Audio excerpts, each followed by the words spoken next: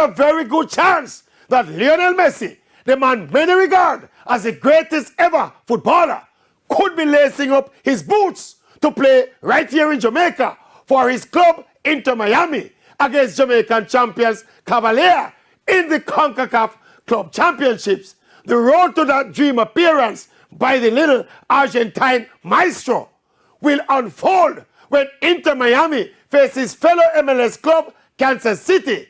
Cavalier, which has a bye to the round of 16, will face Messi and his club in Jamaica underway if Inter Miami prevails over Kansas City. So as of right now, not just Cavalier fans, but all football fans in Jamaica will be converted to Inter Miami fans cheering for Messi.